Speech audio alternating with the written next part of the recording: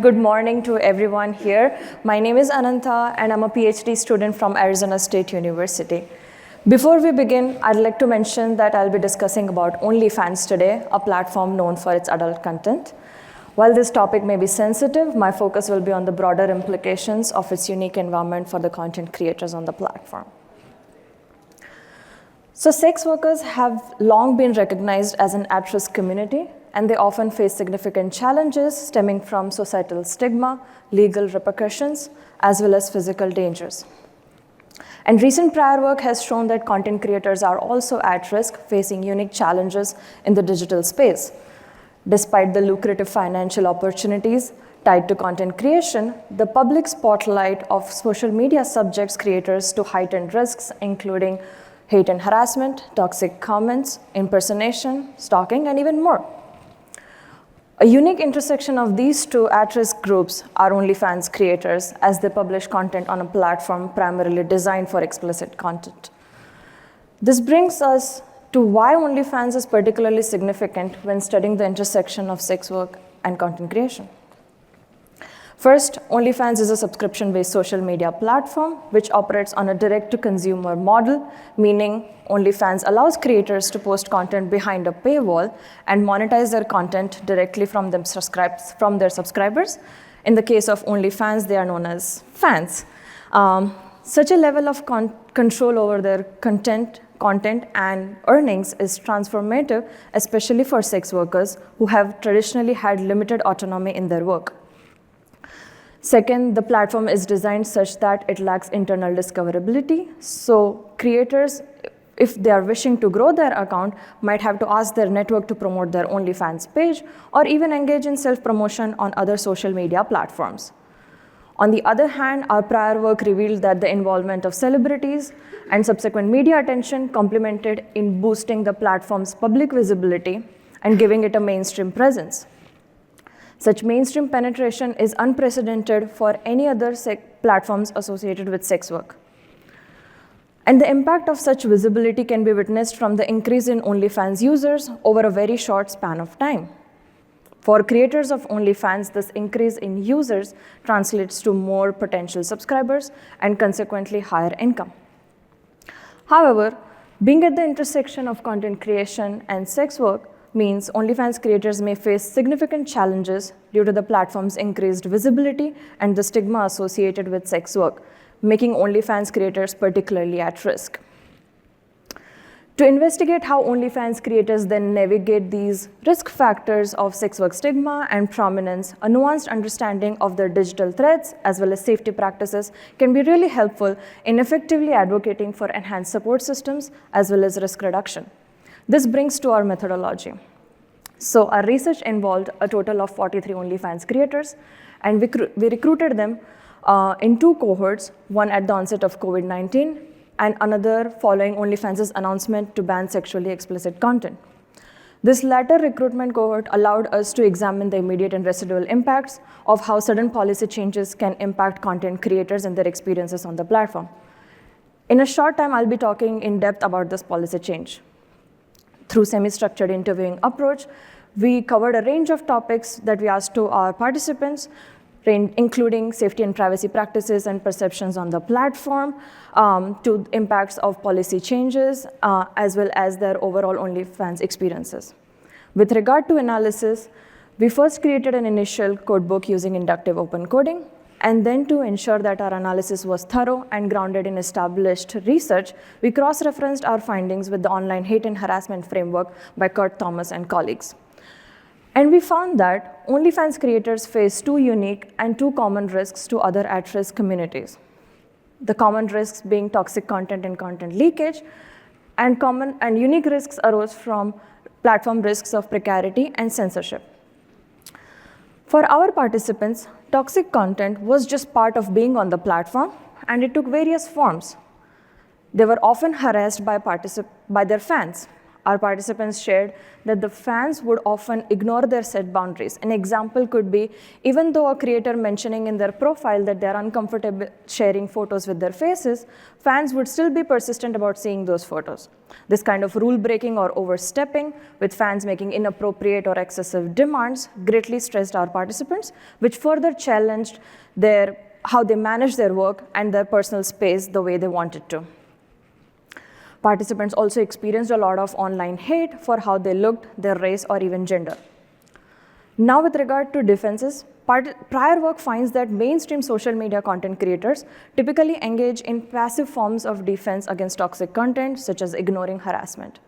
In contrast, we find that our participants actively worked to establish strong boundaries. While participants acknowledged that establishing and negotiating for stronger boundaries was very hard, doing so enhanced their sense of safety. As one participant, P4 here, mentioned, "You're welcome to send requests, but I have every right to then deny them."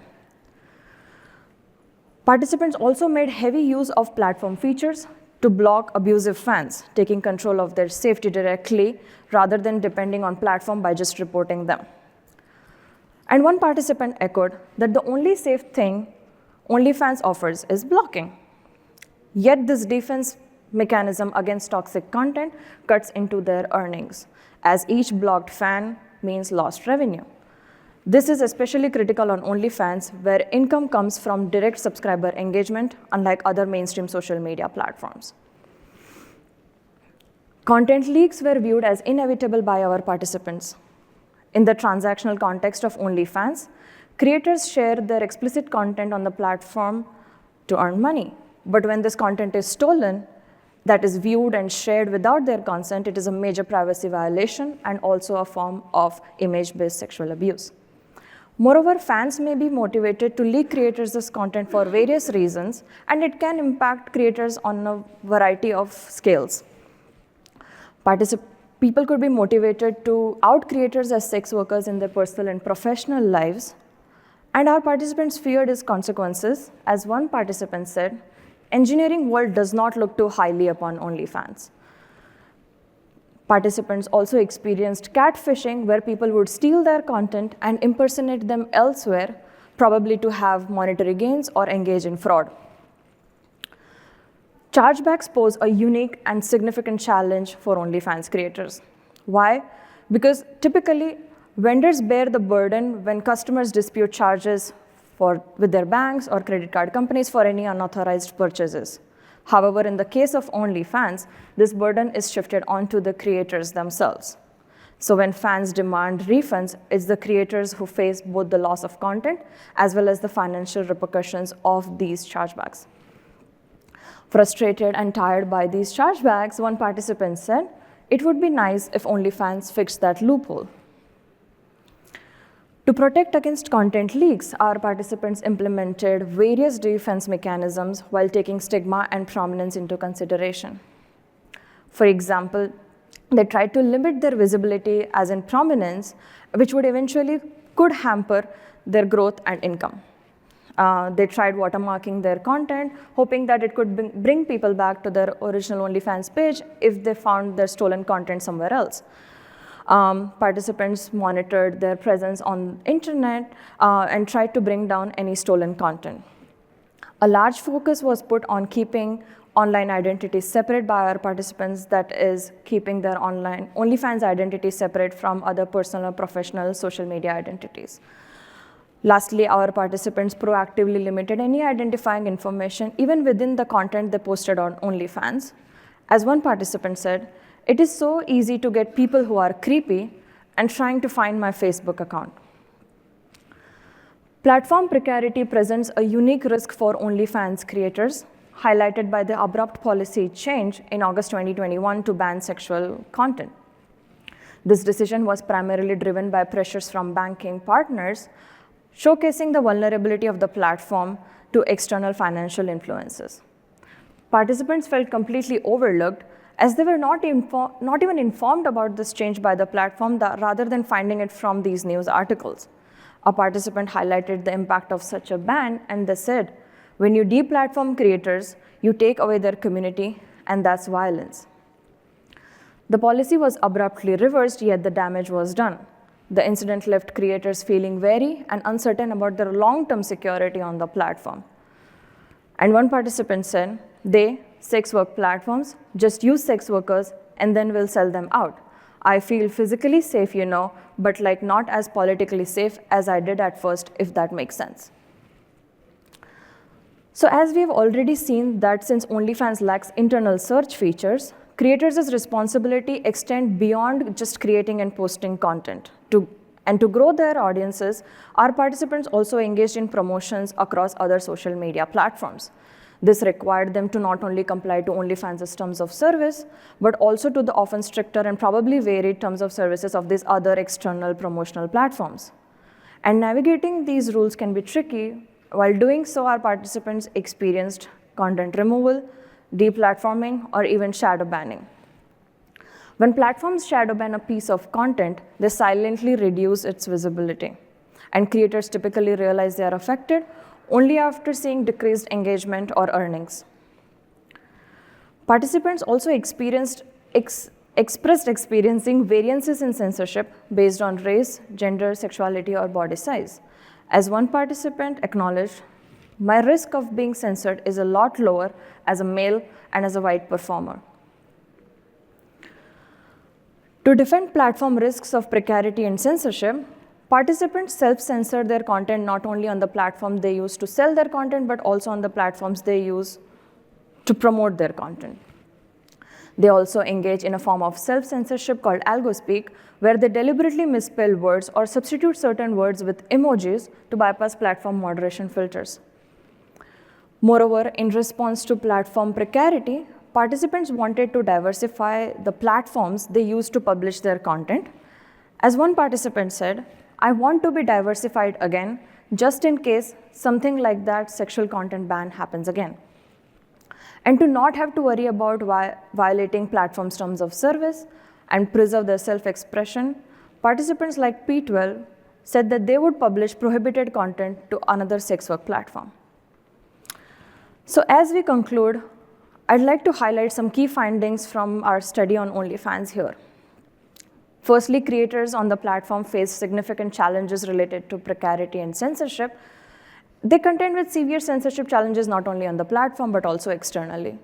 Additionally, abrupt policy shifts, such as the sexual content ban, have instilled a widespread sense of uncertainty and helplessness among creators.